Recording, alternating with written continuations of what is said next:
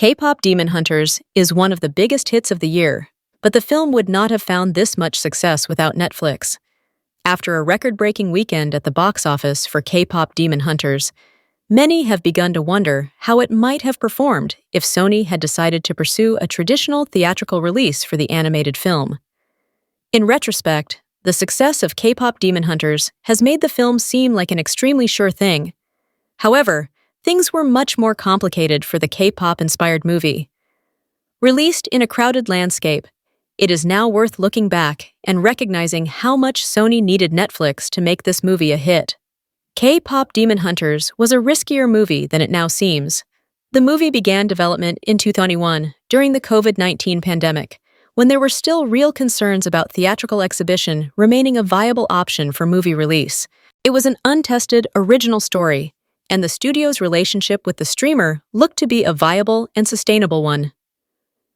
In 2021, Netflix released Vivo, The Mitchells vs. the Machines, and Wish Dragon for Sony Pictures Animation.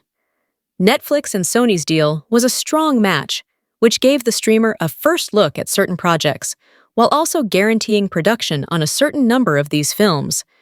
This ultimately resulted in a simple funnel for Sony, which saw them receiving up to $20 million or $25 million per The Hollywood Reporter in profit for the films they produced for the streamer, after production costs, considering the failure of original animated features in recent years, with disappointments like Ruby Gilman, Teenage Kraken, and the recent box office for Elio.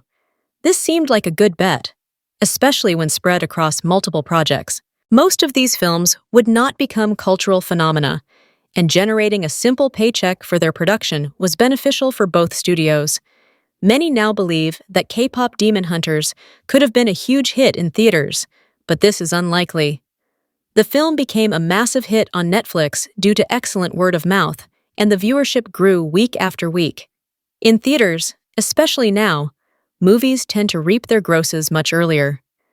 That's not to say K-pop Demon Hunters wouldn't have been successful in theaters. The film might have had a modest opening and held on well for several weeks.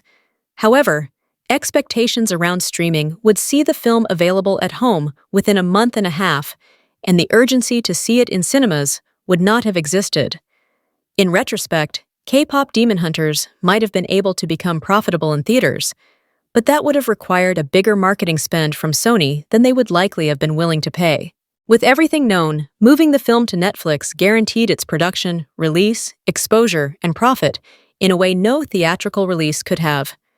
The difficulty for Sony now is figuring out the right path forward. K-pop Demon Hunters has become a global phenomenon, and the theatrical release of sequels to the film would be all but guaranteed to make hundreds of millions of dollars, with a $1 billion gross or even higher. Certainly a distinct possibility, especially with its international appeal.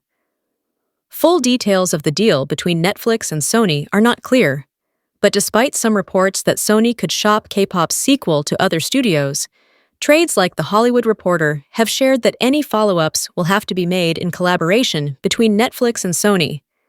This will make sorting out plans for a sequel difficult. As it stands, the deal seems to be the same as it was before.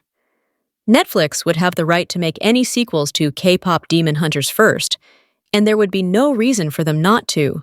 However, this would fall under the purview of the same agreement and would only earn Sony an additional $20–25 million per film. Producing this sequel for such a low figure would not make sense for Sony Pictures Animation.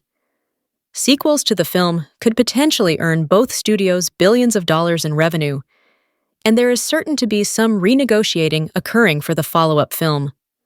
One worrisome concern is that Netflix has not been flexible about theatrical releases. In all likelihood, the next film will once again go straight to Netflix, despite theatrical being proven to be more profitable. Netflix has remained rigid on this, even to the point of eroding their relationships with creatives like the Duffer Brothers.